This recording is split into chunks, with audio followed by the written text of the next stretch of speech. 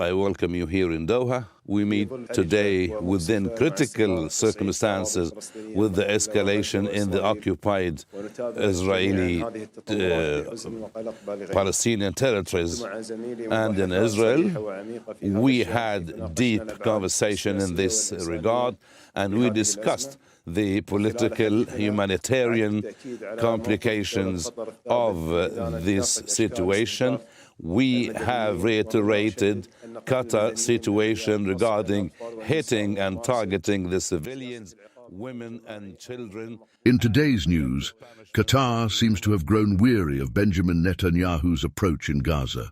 The wealthy Arab regional power appears ready to confront Israel following the country's refusal to agree to a ceasefire, ending a bombing campaign that has resulted in the deaths of thousands of civilians, journalists and aid workers.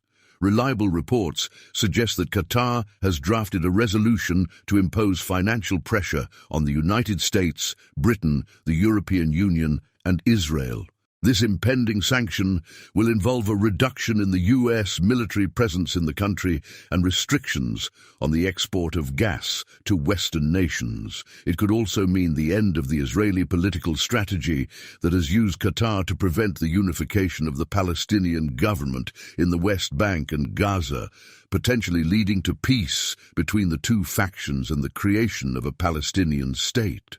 In fact, the World Bank has issued a warning that any attempt to disrupt the current level of oil flow into the global market could lead to a significant increase in oil prices, potentially reaching an all-time high of £127, or approximately $157. The bank also warns that the Israeli-Palestinian conflict could result in higher food prices if it continues. This marks a significant shift for Qatar, which previously played the role of a mediator in the conflict that began after Palestinian fighters staged a counter-offensive in Israel, unfortunately leading to the death of many innocent people. Now let's delve into today's update. To ensure that others watch this video, please like and share it with your family and friends. Don't forget to hit the subscribe button so you don't miss any of our future content. We say enough. Israel should not be given an unconditional green light for killing, and we cannot ignore the occupation and the siege. We cannot accept in this day and age to allow using water, food, and medicine to be used as a weapon against an entire people.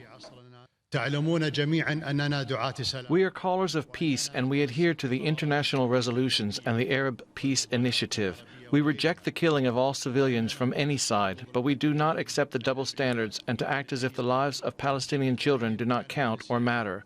What is happening is very dangerous, and it violates all laws and... Qatar has consistently acted as a mediator since the Gaza crisis began. The country has hosted both Israeli and Hamas leaders in an effort to find a lasting solution to the crisis. Qatar has played a vital role in providing humanitarian aid to the suffering people of Palestine. In fact, Qatar communicated to the U.S. its willingness to reconsider the presence of Hamas in Qatar once the crisis is resolved, to secure the release of numerous hostages held in Gaza by the Palestinian militant group. The wealthy gas-producing nation has also been crucial in negotiating with Hamas for the safe passage of Americans stranded in Gaza and the opening of the border crossing with Egypt to allow humanitarian aid into the enclave, which is under an Israeli blockade. All of these efforts were made to encourage Israel to agree to a ceasefire and alleviate the dire humanitarian situation in Gaza. However, as Israel rejects a ceasefire and insists on continuing its mission to completely dismantle Palestinian freedom fighters. כוחותינו פועלים בכל הגזרות ובכל העוצמה. ניצחוננו יהיה חד וברור.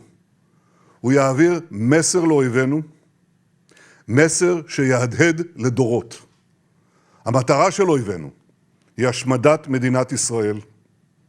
ואני אומר לכם, אני הבהרתי שאנחנו ממשיכים בכל הכוח. Qatar has decided to take more stringent actions against Israel and its supporters. On the surface, Netanyahu's decision to continue hostilities may seem rational, but it raises suspicions that Israel is intentionally escalating the Palestinian situation as a pretext for dealing with Gaza. This speculation appears to have some basis, as Israel seems to be targeting innocent women and children rather than focusing on combating Hamas. It appears that there is a deliberate strategy to prevent the Palestinians from ever having their own state. The gas-rich nation has a range of options to exert pressure on the West and Israel. Firstly, Qatar, which has sent over $1 billion to Gaza over the past decade and provided construction materials after infrastructure was destroyed in previous Israeli wars, could decide to facilitate the reconciliation of the opposing Palestinian governments in Gaza and the West Bank. This action could effectively dismantle Israel's strategy of keeping the Palestinians divided to prevent a two-state solution on the peninsula. Qatar may choose to enhance its military and trade cooperation with Iran. The country maintains strong ties with Iran, with which it shares an underwater gas field in the Persian Gulf. When several Arab states severed relations with Qatar for several years over its regional policies, Iran came to Qatar's aid. Consequently, Qatar could align itself more closely with Iran, a rival to the United States and Israel. This could lead to a challenging situation in the region, potentially necessitating the expulsion of thousands of American troops stationed in the country. Such a scenario would likely be a geopolitical disaster for the United States and the Western world. Qatar could also leverage its economic strength to exert pressure on both Israel and the West. It might choose to follow in the footsteps of Saudi Arabia during the 1973 war, when Saudi Arabia imposed an oil embargo that severely impacted the economies of Western countries.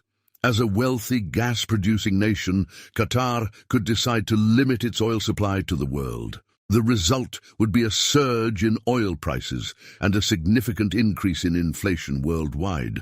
This approach could prove to be an effective way to compel countries that are unsupportive of the Palestinian cause to reconsider their stance on various occasions. If Qatar were to pursue this path, it would compound the economic challenges faced by Western economies in the aftermath of the Russian-Ukraine crisis. Since the onset of the war, oil and gas prices have risen, and Western countries have experienced economic downturns. These nations have learned the extent of their influence during times of crises and conflicts. As an Arab economic superpower, Qatar might mobilize other nations to collectively take action to penalize the West and emphasize the value of human life, regardless of nationality. Qatar could potentially realize the concerns expressed by the World Bank. If the Middle East crisis escalates, the World Bank has warned in its quarterly report on the commodity market that oil prices could experience a significant spike, reaching as high as $147 per barrel.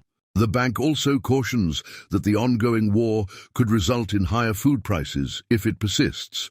The report additionally highlights that oil prices have increased by only about 6% since the beginning of the Israel-Hamas conflict, while prices of agricultural commodities, most metals, and other commodities have seen minimal fluctuations. In its commodity markets outlook, the organization has outlined 3 risk scenarios for the Israel-Hamas conflict, drawing from historical episodes involving regional conflicts since the 1970s.